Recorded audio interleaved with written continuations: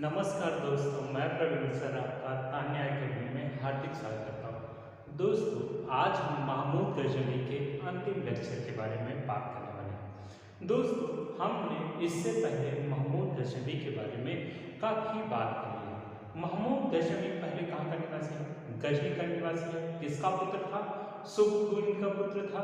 उसके पास मैंने बताया कि सुबुक्तगीन की मृत्यु के समय महमूद गजनवी कहाँ का शासक था? खुरासान का राज्यपाल था। उसके पश्चात वो आता है अपने भाई इस्माइल से लड़ता है। इस्माइल से लड़ने के पश्चात वो कहाँ पर? गजनी पर शासक बनता है। शासक बनने के पश्चात उसने भारत पर 17 आक्रमण किए। कितने आक्रमण किए? 17 आक्रमण किए। उन 17 आक्रमणों के बारे में हमने बात की। हमने बताया कि हेनरी इलियट के अनुसार महमूद गजनवी ने भारत पर 17 आक्रमण किए। फिर मैंने बात की डॉक्टर ईश्वरी प्रसाद के अनुसार भी महमूद गजनवी ने 17 आक्रमण भारत पर किए थे। हमने उसमें से कुछ प्रमुख आक्रमणों के बारे में भी बात की। मैंने बात की 1001 में हिंदुशाही राजा जयपाल के विरुद्ध आक्रमण किया और आक्रमण करने के पश्चात जयपाल ने क्या किया? आत्मदाह कर लिया। क्या कर लिया? आत्मदाह कर लिया या आग में कूदकर अपनी जान दे दी। फिर हमने बात किया किसके बारे में? मथुरा के बारे में। और किसमें? मथुरा के बारे में। मैंने आपको बताया मथुरा का उस समय शासक कौन था? चंद्रपाल। कौन था? मथुरा का शासक कुलचंद्र। कौन था? मथुरा का शासक कौन था? कुलचंद्र था। हमने इस तरीके से इन सब जगहों की बात की और फिर हमने बात की थी 1025 में। कितना? 1025 में सोमनाथ पर आक्रमण की बात की। किसकी? सोमनाथ के आक्रमण की बात की। और सोमनाथ के आक्रमण की बात की थी तो हमने ये भी बताया था कि उसे क्या कहा गया? मूर्ति भंजक कहा गया, क्योंकि उससे आग्रह किया गया कि शिवलिंग को ना तोड़े, लेकिन क्या करता है महमूद गजनवी? शिवलिंग को तोड़ देता है। इस तरीके से हमने 16वें आक्रमण सोमनाथ के बारे में बात की थी। उस समय वहां का जो शासक था उसका नाम क्या था? भीम प्रथम, जो कि राज्य छोड़कर चला जाता है। इस तरीके से हमने बात की थी और हमने बात की थी 17वां आक्रमण। किसकी? 17वें आक्रमण की, जो कहां पर हुआ था? सिंध पर। कहां पर? सिंध पर हुआ था। और सिंध पर वहां पर जो युद्ध हुआ था वो किसके विरुद्ध हुआ था? खोखरों के विरुद्ध हुआ था। ये युद्ध क्यों हुआ था? क्योंकि सोमनाथ का जब धन लूट कर महमूद गजनवी वापस गजनी जा रहा था, तब क्या करते हैं ये लोग? प्रतिरोध करते हैं और कुछ धन से लूट लेते हैं। इसलिए महमूद गजनवी ने 1027 में अपना 1027 में महमूद गजनवी ने अपना अंतिम आक्रमण, क्या है? अंतिम आक्रमण खोखरों के विरुद्ध किया था। इस आक्रमण के पश्चात 1030 में महमूद गजनवी की क्या हो जाती है? मृत्यु हो जाती है। दोस्तों, यहाँ पर इंपॉर्टेंट बात यह है कि क्वेश्चन पूछा गया था कि महमूद गजनवी ने भारत पर अंतिम आक्रमण किसके विरुद्ध किया था? ये क्वेश्चन पूछा गया था एमपीपीसीएस 2009 में। कब पूछा गया था? एमपीपीसीएस 2009 में। तो ये जो आक्रमण हुआ था 1027 में जाटों और खोखरों के विरुद्ध। किसके? जाटों और खोखरों के विरुद्ध हुआ था।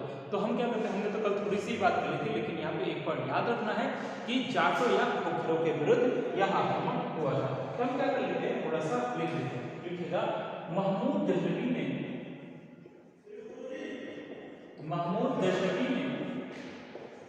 1027 में जाटों और खोखरों के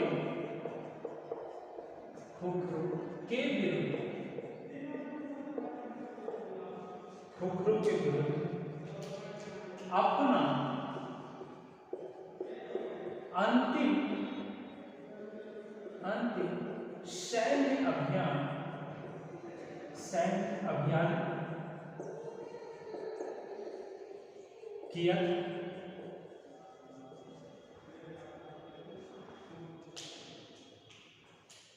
1030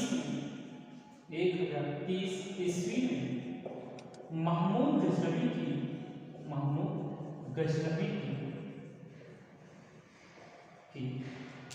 मृत्यु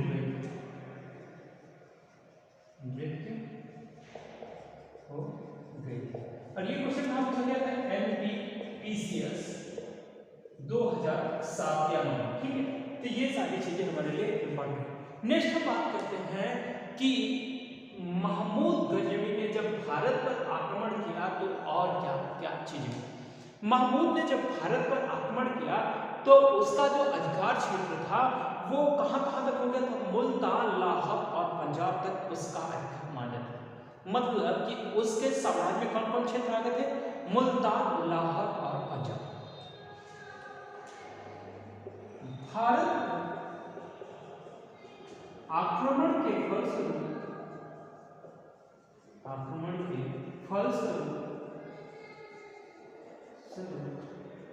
महमूद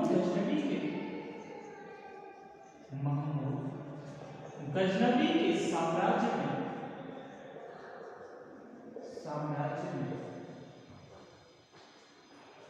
मुल्तान, लाहौर और पंजाब सम्मिलित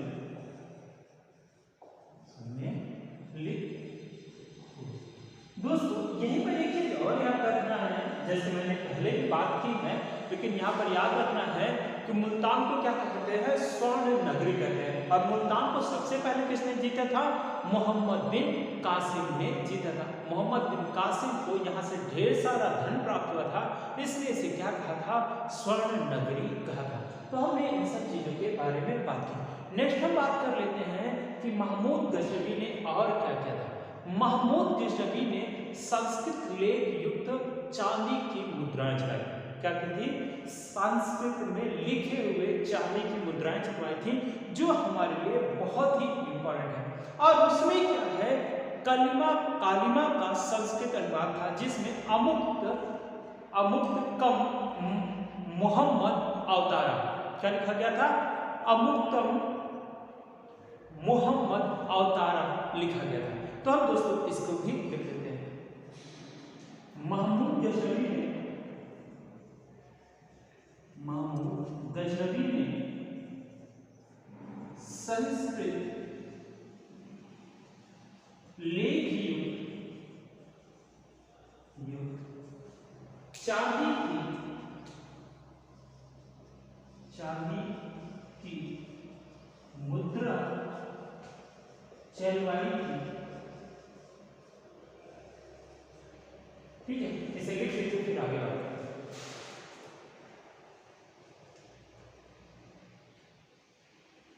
लिख लिया दोस्तों।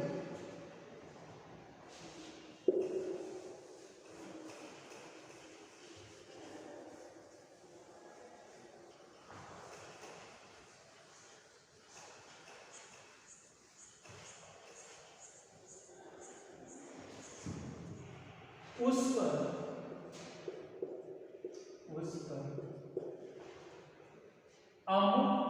क्या लिखा गया था, अव्यक्तम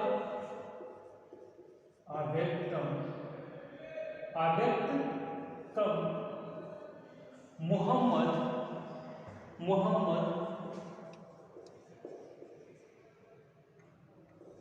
अवतारा,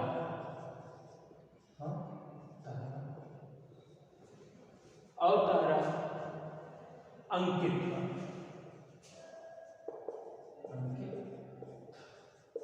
ठीक है दोस्तों। ये काम, उसके पश्चात एक चीज और आती है कि उसने 2 लेख युक्त सिक्के भी चलाए। क्या कहते हैं, 2 लेख युक्त सिक्के भी चलाए थे। पहला जो उसमें लेख था उसमें अरबी था, दूसरा था कश्मीर में प्रचलित सारदा लिपि के सिक्के चलवाए थे। मतलब एक ही सिक्के पर 2 लिपियों का अंकन किया गया था, उर्दू, अरबी और कश्मीर की सारदा लिपि का। तो लिखेगा द्विभाषा युक्त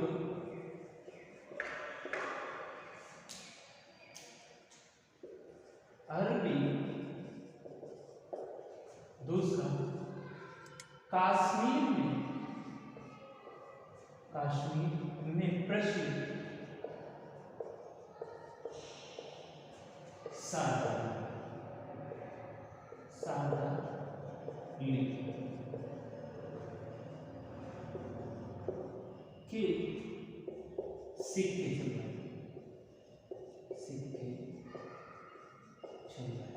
दोस्तों ये इस्लाम से संबंधित जरूर थे, लेकिन उन्होंने संस्कृत में भी सिक्के चलवाए थे। इससे ये प्रतीत होता है कि ये जो व्यक्ति था वो क्या था, धर्म के प्रति उनकी आस्था थी, इस्लाम धर्म के प्रति आस्था थी, लेकिन उन्होंने संस्कृत का भी प्रयोग किया था। नेक्स्ट आप बात करते हैं कि महमूद गजनवी के उत्तराधिकारी क्या है, महमूद ने अपनी सेना में हिंदुओं को भी सम्मिलित किया। क्या कहता है, हिंदुओं को भी सम्मिलित किया था। उसके उत्तराधिकारी क्या है, उसके उत्तराधिकारी मसूद ने भी क्या किया है, हिंदुओं को अपनी सेनाओं में नियुक्त किया है। उसमें से दो नाम बहुत प्रमुख है, एक का नाम है सेवंद राय और दूसरे का नाम है तिलक। तो हम बात करते हैं और किसकी, महमूद गजनवी ने, महमूद गजनवी ने अपनी सेना में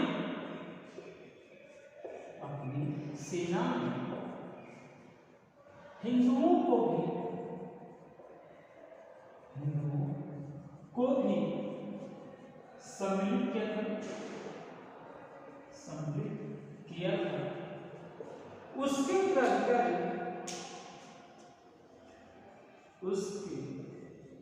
उत्तराधिकारी मसूद ने भी ऐसा ही किया था, जिनमें दो नाम प्रमुख हैं। ठीक है, एक का नाम है सेवंद राय, दूसरे का नाम क्या है, तिलक। देखिए सोचिए यहां पे क्या था, पहले तो इन्होंने संस्कृत लेके सिक्के चलाए, दूसरी चीज इन्होंने क्या किया, हिंदुओं को भी अपनी सेना में सम्मिलित किया। और इसमें से ये दोनों इंपॉर्टेंट नाम है जो आपसे एग्जाम में पूछे जाने की बड़ी ही संभावना रहती है। तो हम क्या करते हैं, इनको लिख लेते हैं। तो लिख लीजिए इन चीजों को, ठीक। ये हो गया दोस्तों। अब हम और बात कर लेते हैं महमूद गजनवी के दरबारियों, इसके बारे में, महमूद गजनवी के दरबारियों के बारे में। महमूद गजनवी के दरबारियों में जो चार नाम प्रमुख हैं वो है, पहला है अल-बरूनी, क्या है, अल-बरूनी, दूसरा है उतबी, तीसरा है फिरदौसी और चौथा है जिसका नाम है अल-बरूनी, उतबी, बैहाकी, फिरदौसी। अल-बरूनी, उतबी, बैहाकी और फिरदौसी, इन लोगों का नाम बहुत ही इंपॉर्टेंट है। तो महमूद गजनवी के जो दरबारी थे, इनमें ये चार नाम बहुत ही इंपॉर्टेंट हैं, जिनमें से हम चार के बारे में पढ़ने वाले हैं। किसके बारे में, चार के बारे में पढ़ने वाले हैं। और सबसे पहले हम किसके बारे में पढ़ेंगे, अल-बरूनी के बारे में, क्योंकि यहां से क्वेश्चन बनने की सबसे ज्यादा संभावना रहती है। तो हम लिखते हैं महमूद गजनवी ने अपने दरबार में विद्वानों का संरक्षण किया था, विद्वानों को संरक्षण दिया था,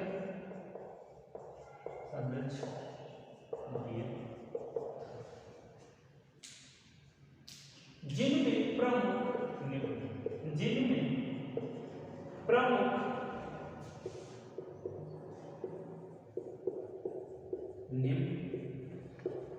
नंबर एक पे लिखते हैं किसको, अल-बरूनी। इसकी जो प्रमुख रचना का नाम क्या था, वो था किताब-उल-हिंद। क्या था, किताब-उल-हिंद।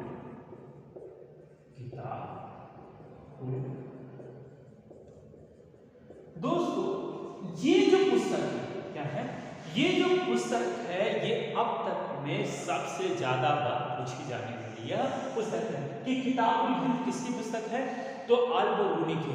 यहाँ पर एक चीज और समझना है कि ये कहाँ का था मूल रूप से, तो ये था ईरानी। कौन था, अल-बरूनी कौन था, ईरानी था। और इसका जन्म क्या है, इसका जो जन्म हुआ था वो ख्वारिज़्म में हुआ। कहाँ हुआ था, ख्वारिज़्म में। और कब हुआ था, 973 में इसका जन्म हुआ था। जैसे मैंने आपको बताया था कि महमूद गजनवी पहले कहाँ का था? खुरासान का था, खुरासान पे शासन किया था। उसी तरीके से आपको ये भी याद रखना है कि अल-बरूनी का जो जन्म हुआ था वो कहाँ हुआ था? फारिस में हुआ था। कब हुआ था? वो 973 में। और ये कहाँ पड़ता है? ईरान में पड़ता है। महमूद गजनवी क्या है? महमूद गजनवी बहुत ही इंपॉर्टेंट व्यक्ति है, क्योंकि यहाँ पर आकर क्या है? यहाँ पर आकर पुराणों का अध्ययन करने वाला क्या है? यहाँ पर आकर पुराणों का अध्ययन करने वाला और हिंदू धर्म ग्रंथों का अध्ययन करने वाला यह प्रथम इस्लाम व्यक्ति है।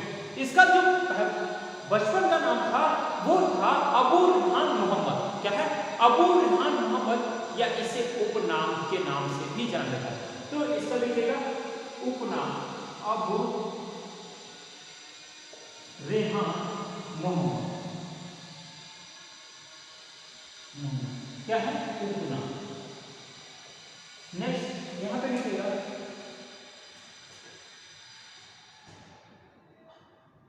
अल-बरूनी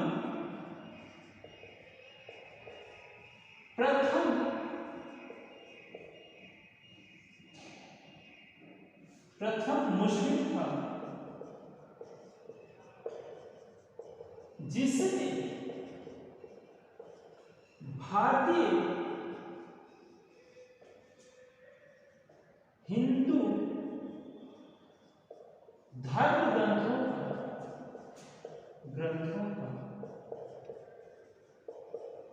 अध्ययन किया। नेक्स्ट आपसे पूछा जाता है अल-बरूनी भारत में कब आया था? तो अल-बरूनी 11वीं सदी में, किसमें? 11वीं सदी में किसके साथ आया था? महमूद गजनवी के साथ आया था। और लगभग 1017 के आसपास आया था। कब? 1017 के आसपास आया था। और आपसे कई बार क्वेश्चन पूछा गया कि महमूद गजनवी के साथ अल-बरूनी कब आया था? तो 11वीं सदी में भारत आया था। तो लिखिएगा अल-बरूनी महमूद गजनवी के साथ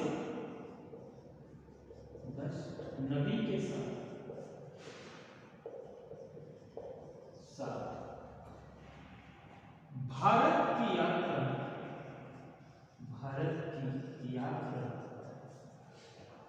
11वीं सदी में की। ये सबसे इंपॉर्टेंट है कि महमूद गजनवी ने भारत की यात्रा कब की थी? तो 11वीं सदी में की थी। किसके साथ की थी? महमूद गजनवी के साथ की थी। दोस्तों इसे लिख लीजिए, फिर आगे हम बात करते हैं। ठीक हो गया? देखिएगा दोस्तों, यहाँ पर और एक चीज इंपॉर्टेंट है कि महमूद गजनवी की जो अल-बरूनी की जो रचना क्या है? अल-बरूनी की जो रचना थी किताबुल हिंद। क्या है? किताबुल हिंद कितने अध्याय और उपाध्यायों में बटा हुआ है? तो महमूद गजनवी अल-बरूनी की जो रचना थी, जो किताबुल हिंद थी, वो 80 अध्याय एवं उपाध्यायों में बटा हुआ है। कितने में? 80 अध्याय एवं उपाध्यायों में बटा। नेक्स्ट यहां पर एक चीज और, इसके अंग्रेजी अनुवाद, किसके? किताबुल हिंद के अंग्रेजी अनुवाद और हिंदी अनुवाद के बारे में भी पूछा जाता है। क्या पूछा जाता है? हिंदी अनुवाद और अंग्रेजी अनुवाद के बारे में भी पूछा जाता है। तो इसमें जो हिंदी अनुवाद था वो क्या था? रजनीकांत ने। किसे किया था? रजनीकांत शर्मा ने किया था। हिंदी अनुवाद रजनी का शर्मा ने। नेक्स्ट इसका अंग्रेजी अनुवाद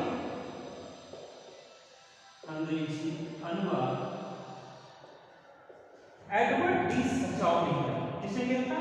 एडवर्ड डी सचाउ ने। तो हमने देखा कि मूल रूप से अल-बरूनी की किताब का क्या नाम था? किताबुल हिंद। ये कितने अध्याय में लिखी? 80 अध्याय और उपाध्यायों में बटा हुआ था। इसका हिंदी अनुवाद किसने किया था? रजनीकांत ने। और इसका अंग्रेजी अनुवाद किसने किया? एडवर्ड डी सचाउ ने किया था। एक चीज और यहाँ पर ध्यान देने वाली है बात है कि क्वेश्चन पूछा गया था कि हिंद मतलब कि हिंदुस्तान या भारतीय महाद्वीप के इतिहास लिखने का कार्य महमूद गजनवी ने किसको सौंपा था? तो ये अल-बरूनी को सौंपा था। दोस्तों यहाँ पर ध्यान देने वाली बात है कि महमूद गजनवी का जो दरबारी इतिहासकार था वो क्या था? उतवी था। उतवी भारत नहीं आया था, उतवी के बदले कौन आया था भारत? उसके साथ महमूद गजनवी आया था। तो उसी को भारतीय उपमहाद्वीप के इतिहास लिखने का कार्य सौंपा गया था। तो लिखिएगा अल-बरूनी को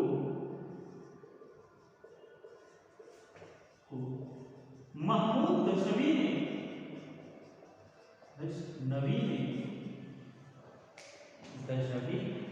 ने भारतीय उपमहाद्वीप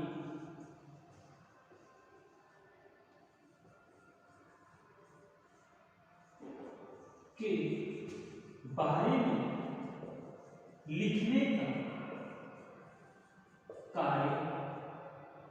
का कार्य दिया था। ठीक है, किसको दिया था? अल-बरूनी को दिया था। तो इसे लिख लीजिए, फिर आगे बात करेंगे। ठीक, ये हो गया। दोस्तों इसके साथ साथ महमूद अल-बरूनी ने एक काम और किया। क्या किया था? एक काम और क्या था? पहली बात किसका वर्णन दिया था? अंत्याजों का। किसका? अंत्याजों का वर्णन दिया था और बताया था कि भारतीय समाज क्या है? भारतीय समाज 4 वर्गों में बटा है। कितने? 4 वर्गों में बटा है। और 4 वर्गों के पश्चात सूत्रों के नीचे क्या है? सूत्रों के नीचे 8 जातियों का उल्लेख करता है। कितने? 8 जातियों का उल्लेख करता है। और ये क्वेश्चन नेट में पूछा गया है कि अंत्याज का संबंध किससे है? तो निम्न जातियों से संबंधित था। किसके बारे में? निम्न जातियों के बारे में संबंधित था। नेक्स्ट आपसे पूछा गया है सिद्ध मातृका क्या है? सिद्ध मातृका क्या है? तो महमूद गजनवी जब भारत में आया था, उसी समय जब अल-बरूनी उसके साथ आया था, तो उसने भारत में प्रचलित लिपि सिद्ध मातृका का वर्णन दिया था। किसका दिया था? सिद्ध मातृका का वर्णन दिया था। तो लिखिएगा अल-बरूनी ने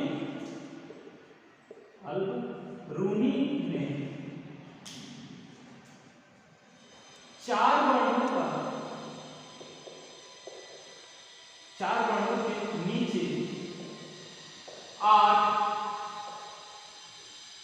अंत्याज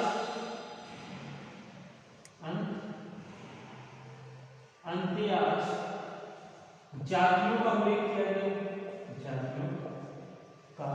उल्लेख किया गया है।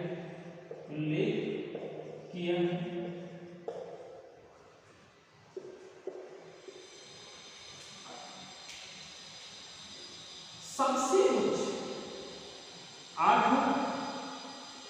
उल्लेख किया गया है, जिसमें धोबी, कुम्हार,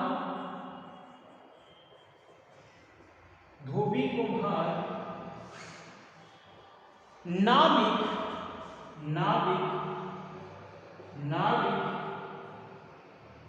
जादूगर,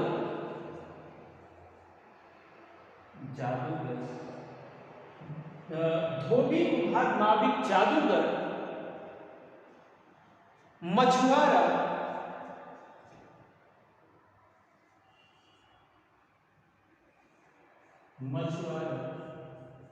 आदि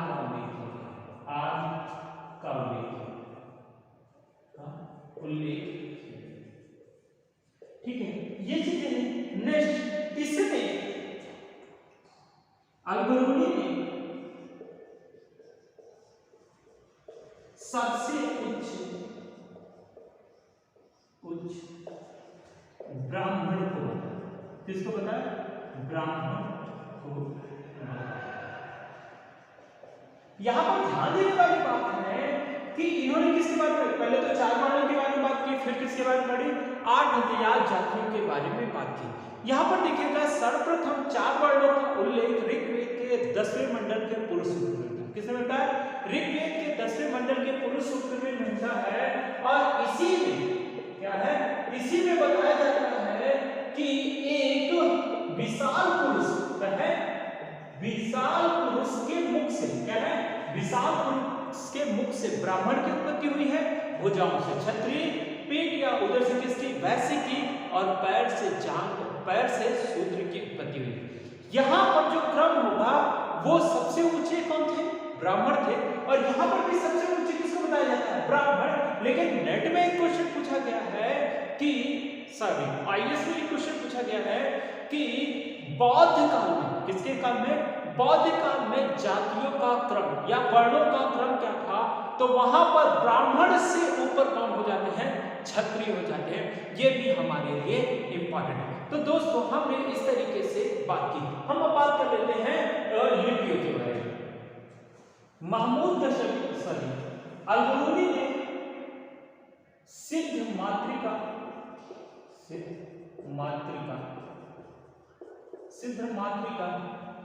लिपि का उल्लेख किया। सीधा क्वेश्चन पूछा गया है, सिद्ध मातृका का संबंध किससे, क्या क्वेश्चन पूछा गया था, सिद्ध मातृका का संबंध किससे है, तो दोस्तों ये लिपि से संबंध है। इसके अतिरिक्त लारी, क्या है, लारी, मालवाड़ी और दिरवारी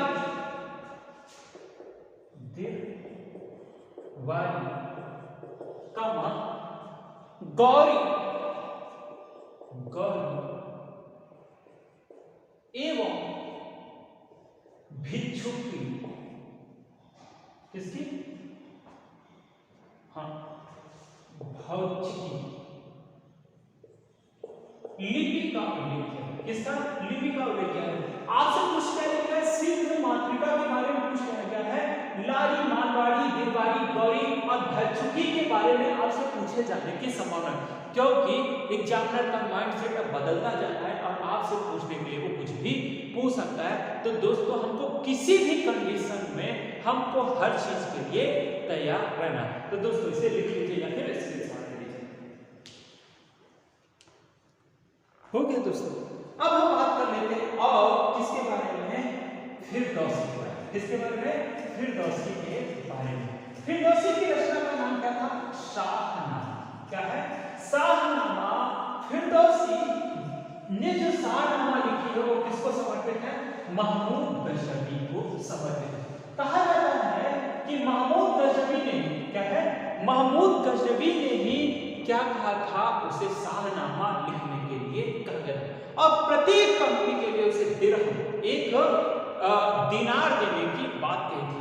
लेकिन जब वो शाहनामा को प्रस्तुत करता है तो दिनार की जगह पे वो क्या देना चाहता है, दिरहम देना चाहता है, और फिरदौसी इसे अपना अपमान समझता है और इससे पश्चात क्या होती है, फिरदौसी की मृत्यु हो जाती है। इसे पूर्व का पेप्स कहा जाता है। क्या कहा जाता है, फिरदौसी को पूर्व का पेप्स कहा जाता है। ये हमारे लिए इंपॉर्टेंट है। देखिए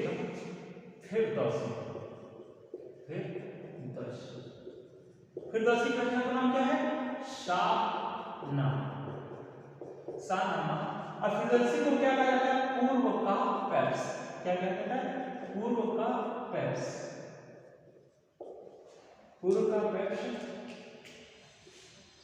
महमूद गजनवी के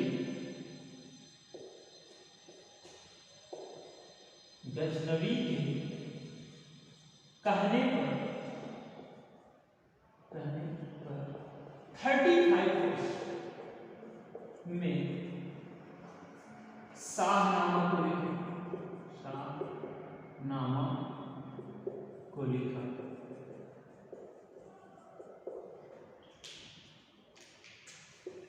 महमूद गजनवी ने उसे दीनार देने का वचन दिया था, लेकिन शाहनामा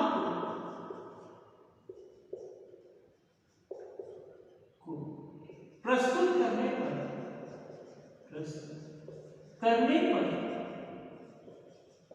वह दिरहम देना चाहता है। दिरहम देता है, दिरहम देता है, जिसको लेने से फिर मना देता, फिर मना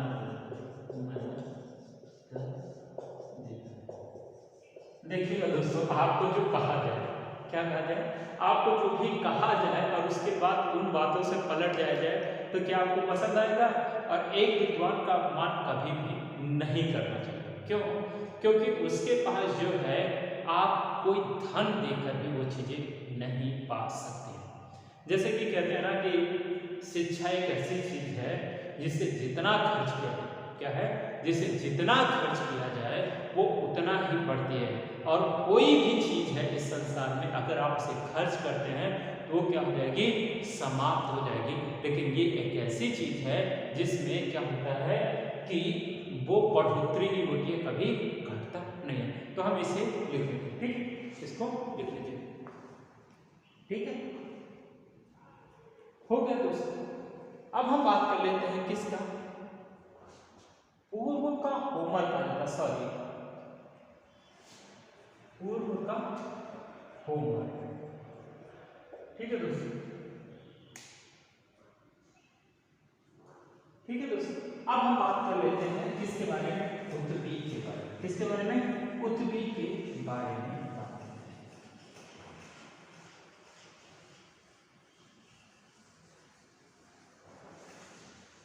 देखिए, उत्तबी महमूद गजनवी का दरबारी इतिहासकार, क्या था?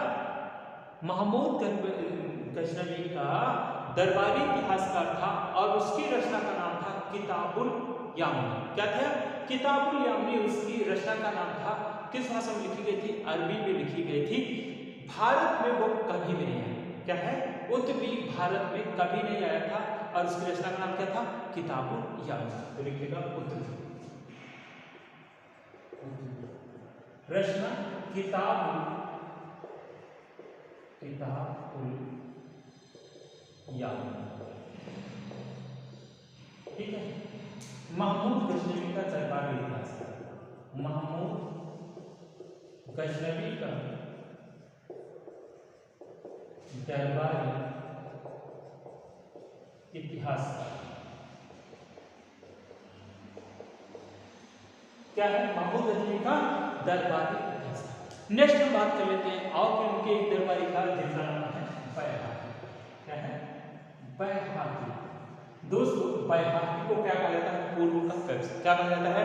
पूर्व का पेप्स कहा जाता है। मैंने गलती से वहां पर बोल दिया जाता है। फिरदौसी को क्या कहा जाता है? पूर्व का होमर कहा जाता है। तो हमने देखा बैहाकी की जो रचना है उसका जो नाम था, उसका नाम था तारीख-ए-सुबुतगीन। क्या था? तारीख-ए-सुबुतगीन। और ये क्या था? दरबारी कवि। क्या था? इसी रचना का था तारीख-ए-सुबुतगीन। क्या थी? तारीख-ए-सुबुतगीन,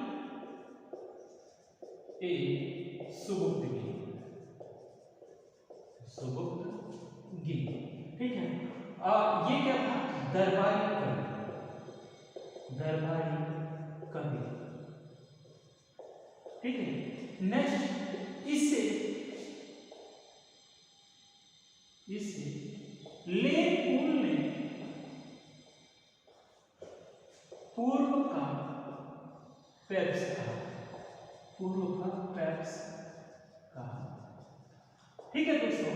हमने इनके 4 दरबारियों के बारे में बात की। पहले हमने किसके बारे में बात की? अल-बरूनी की। फिर किसके बारे में बात की? फिरदौसी की। फिर हमने किसकी? उत्तबी की। और फिर लास्ट में हमने किसकी बात की? बैहाकी की बात की। अब हम बात कर लेते हैं किसके? महमूद गजनवी के भारत पर आक्रमण के प्रभाव एवं परिणाम के बारे में। क्यों? क्योंकि ये भी हमारे लिए इम्पोर्टेंट है, कहीं ना कहीं इससे भी क्वेश्चन बनने के चांसेस होते हैं। पहला जो इसका प्रभाव होगा, क्या है? पहला जो इसका प्रभाव होगा, ये भारत में साम्राज्य स्थापित करने में आया। क्या है? ये भारत में साम्राज्य स्थापित करने आया था। क्या करने आया था? धन लूटने आया था। जब ये भारत में आएगा तो मैंने आपको बताया इसका लाहौर, पंजाब और कहां पर? लाहौर, पंजाब और मुल्तान पर क्या हो गया था? अधिकार हो गया था। जब लाहौर पर अधिकार होगा तो वहां पर फारसी संस्कृति का केंद्र बन जाएगा। क्या है? लाहौर फारसी संस्कृति का केंद्र बन जाएगा। महमूद गजनवी के आक्रमण के फलस्वरूप लाहौर फारसी संस्कृति का केंद्र बन जाएगा। और दूसरा चीज, पंजाब तुर्कों के नियंत्रण में चला जाएगा। किसके? तुर्कों के नियंत्रण में चला जाएगा। तुर्कों ने क्या है? तुर्कों ने विशेष धनुष का प्रयोग किया था, जिसकी जानकारी किसको प्राप्त हो जाती है? भारतीयों को प्राप्त हो जाती है, जिसे किस नाम से जाना जाता था? नावक के नाम से जाना जाता था। किसके नाम से? नावक के नाम से जाना जाता था, जो बहुत ही इंपॉर्टेंट है। इससे क्या है? भारत पर तुर्कों क्या हुआ? किसको? तुर्कों के आक्रमण को मोहम्मद हबीब ने नगरीय क्रांति कहा। क्या कहा था? नगरीय क्रांति। नगरीय क्रांति कहा। क्रांति किसे कहा था? हबीब ने। किसे? हबीब ने कहा था। किसने? इरफान हबीब ने कहा था। ठीक है, तो हम क्या करते हैं? इसको लिख लेते हैं मोहम्मद हबीब। किसे? मोहम्मद हबीब लिखेगा। महमूद गजनवी के आक्रमण के फलस्वरूप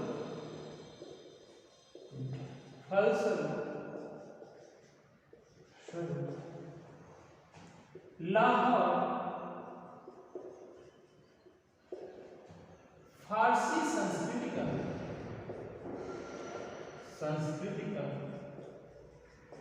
केंद्र बन गया। केंद्र बन गया। तुर्कों द्वारा प्रयोग में लाए गए धनुष जो विशेष प्रकार था, उसे क्या लाए गए धनुष नावक की जानकारी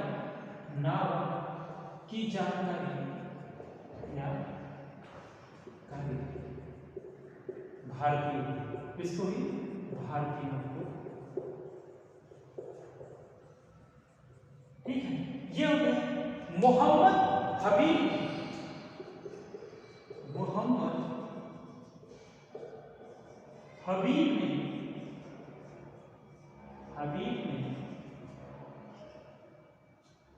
तुर्कों के आक्रमण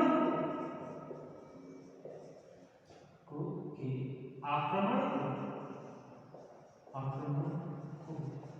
नगरीय क्रांति की संज्ञा।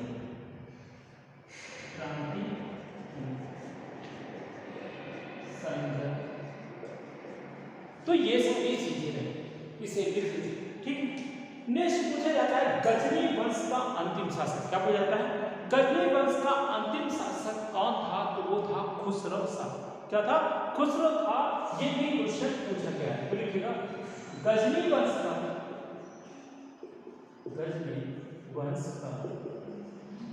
अंतिम शासक